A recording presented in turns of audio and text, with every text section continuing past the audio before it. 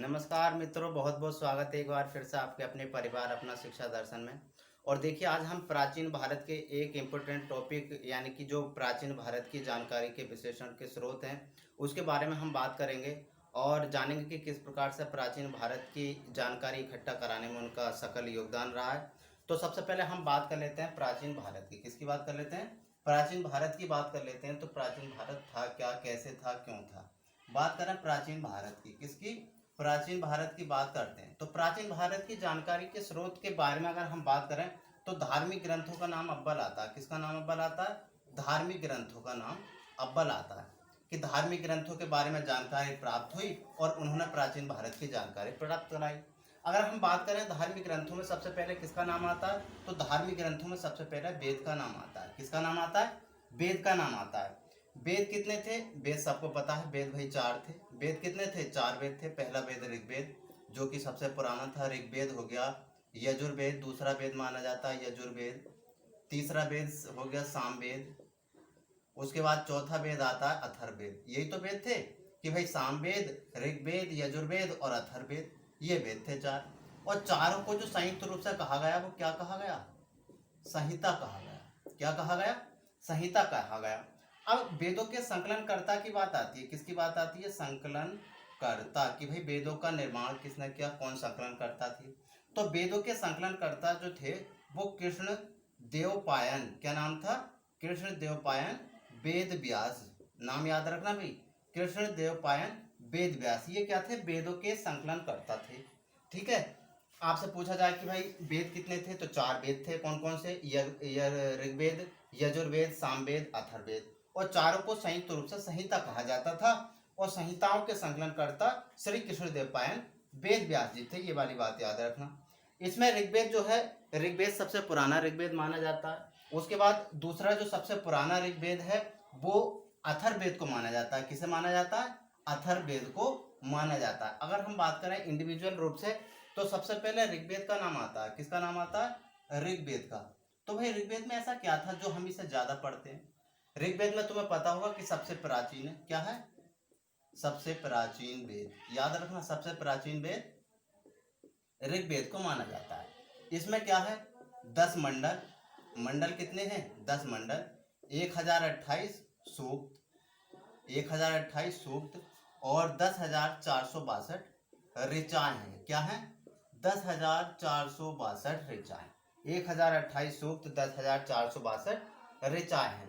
अब बात कर लेते हैं कि ऋग्वेद के जो पाठकर्ता थे, पाठकर्ता का मतलब होता है कि ऋग्वेद को पढ़ने वालों को क्या नाम कहा जाता था। कई बार एसएससी में ये क्वेश्चन आया। तो ऋग्वेद के पाठकर्ता को क्या नाम कहा जाता है? होर्त। क्या कहा जाता है भाई? होर्त कहा जाता है। ऋग्वेद के पाठकर्ता को होर्त कहा जाता है। अब ऋग्वेद जो जानकारी देता है वो हमें आर्यों के जीवन के बारे में जानकारी देता है। आर्य जो थे, जो मध्य एशिया से भारत में आए थे, आर्यों के राजनीतिक जीवन में किसकी जानकारी देता है? आर्यों के राजनीतिक जीवन की जानकारी प्रदान करता है। राजनीतिक जीवन की जानकारी कौन प्रदान करता है? तो ऋग्वेद प्रदान करता है। अब हम इस 10 मंडलों की अगर हम बात करें तो इनमें कुछ मंडल बहुत इंपॉर्टेंट हैं और कई बार एग्जाम पेपर में पूछे भी जाते हैं। जैसे कि तीसरा मंडल है, 9वां मंडल है, 10वां मंडल है। ये मंडल जो पूछे दिए जाते हैं कि किस किस बात से जो है संबंधित हैं। तो जो तीसरा मंडल है वो पता होगा कि विश्वामित्र जो थे, विश्वामित्र कौन? विश्वामित्र। विश्वामित्र रचित एक मंत्र है। कौन सा मंत्र है? तो उसे कहा जाता है गायत्री मंत्र। कौन सा मंत्र? गायत्री मंत्र। और ये जो सावित्री एक देवता होते हैं, कौन? सावित्री, तो उन्हें समर्पित है। सावित्री सूर्य को ही कहा जाता है। विश्वामित्र द्वारा रचित गायत्री मंत्र, जो कि तीसरे मंडल में जिसका उल्लेख मिलता है वो जो है किया गया है। अब गायत्री मंत्र कौन सा? वही गायत्री मंत्र ओम भूर्भुवः स्वः, उस मंत्र की बात कर रहे हैं। नवे मंडल की बात करें तो नवे मंडल में देवता सोम, देवता सोम देवता को समर्पित है। ये नवा मंडल देवता सोम को समर्पित है। बात करना 10वें मंडल की, तो चार जो बड़ हैं हमारे यहाँ, जो भारतीय समाज में चार बड़ हैं, ब्राह्मण, क्षत्रिय, वैश्य और भैया शूद्र। इसके बारे में जो जानकारी प्रदान कराता है वो 10वां मंडल ऋग्वेद का प्रदान कराता है। और आपको बताना कि जो वामन अवतार पड़ा होगा भाई, वामन अवतार ने 3 पदों में मतलब 3 पगों में पूरी पृथ्वी को नाप दिया था। तो उन 3 पगों की जो बात आती है वो किस में आती है? वो भी ऋग्वेद के अंतर्गत आती है। और बात करें इसमें ऋग्वेद में, तो इसमें 250 ऋचाएं किसके लिए? 250 ऋचाएं इंद्रदेव के लिए, कोई रुमाल है, इंद्र के लिए। और 200 ऋचाएं किसके लिए? अग्नि के लिए। 200 ऋचाएं किसके लिए? अग्नि के लिए समर्पित हैं। तो याद रखना 200 ऋचाएं अग्नि के लिए और 250 ऋचाएं ऋग्वेद के लिए मानी गई हैं। ठीक है, बढ़ते हैं नेक्स्ट वेद की तरफ। जानकारी अगर नोट करना चाह रहे हैं तो नोट भी कर सकते हैं आप। अब नेक्स्ट वेद की अगर हम बात करें तो नेक्स्ट वेद सबको पता ही होगा। किस वेद की अगर हम बात करेंगे तो नेक्स्ट वेद है हमारा दूसरे नंबर का वेद, कौन सा? यजुर्वेद। कौन सा वेद?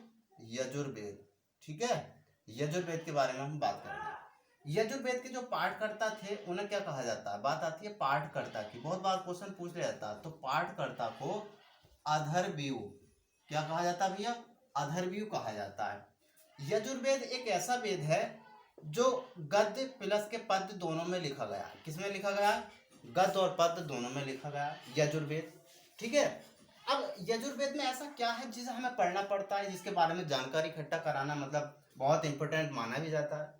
तो यजुर्वेद में प्राचीन समय में क्या होता था? प्राचीन समय में किसमें? प्राचीन समय में बलि दी जाती थी। क्या दी जाती थी? बलि दी जाती थी। तो बलि दी जाती थी, तो बलि जो दी जाती थी एक धार्मिक अनुष्ठान है। और धार्मिक अनुष्ठान में किस प्रकार से बलि देनी है, कैसे मंत्रों का जाप करना, तो वो सब प्रणाली जो लिखी हुई थी वो यजुर्वेद के अंतर्गत लिखी हुई थी।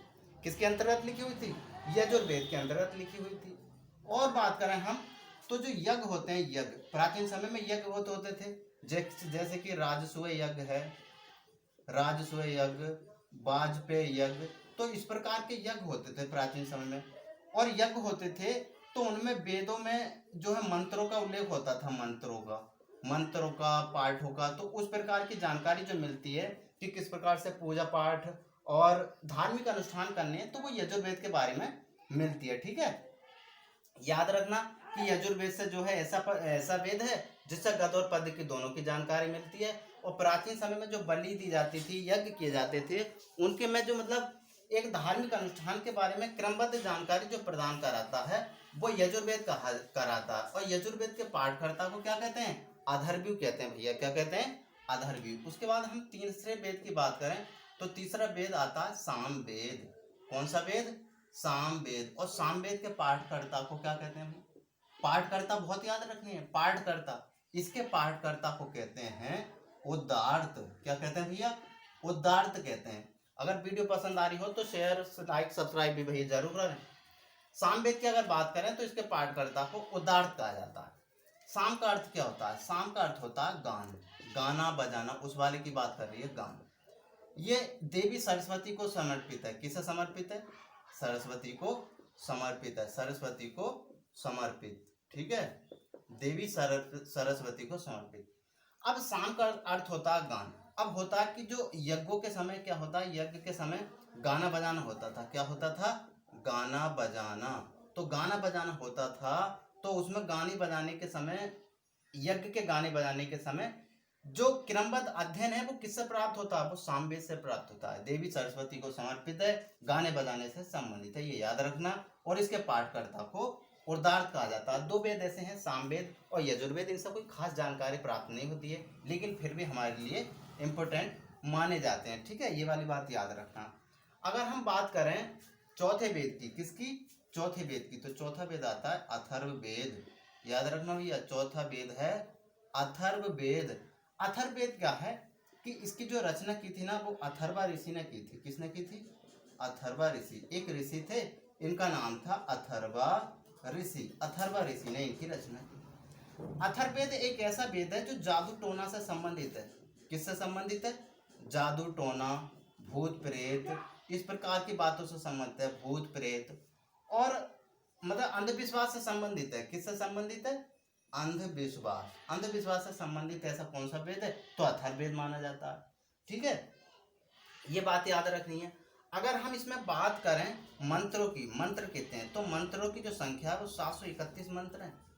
और इस वेद में जो बात की गई है वो कन्या के जन्म की निंदा की, कन्या जन्म निंदा, कन्या के जन्म की निंदा करता है। ये वेद ऐसा वेद है जो कन्याओं के जन्म की क्या करता है, निंदा करता है। क्योंकि कैसा है, जादू टोना भूत प्रेत अंधविश्वास इस प्रकार की चीजों से लिप्त है ये, ठीक है। और इसकी रचना किसने की है, रचना की है अथर्व ऋषि ने। अब ये सब प्रकार के वेदों को हम पढ़ चुके हैं। बात की जाए कि वेदों को समझने के लिए किसकी रचना हुई वेदों। अब ऐसा तो है नहीं कि भाई वेद बहुत व्यापक है, ये वैसा तो बहुत विस्तृत रूप में है, लेकिन हमने व्यापक रूप से पढ़े हैं। अगर वेदों की बात करें तो वेदों को समझने के लिए, वेदों को समझने के लिए, वेदों को समझने के लिए किसकी रचना की गई, तो भैया वेदांगों की रचना की गई। किसकी रचना की गई, वेदांग। वेदांगों लिख लो या वेदांग लिख लो। अब वेदांग कितने थे, तो वेदांग थे 6, ठीक है। हम नेक्स्ट वीडियो में बात करेंगे आगे की जानकारी को लेकर। अगर वीडियो पसंद आई हो तो वीडियो को लाइक शेयर सब्सक्राइब कर जरूर करें। आपका वीडियो देखने के लिए बहुत बहुत धन्यवाद।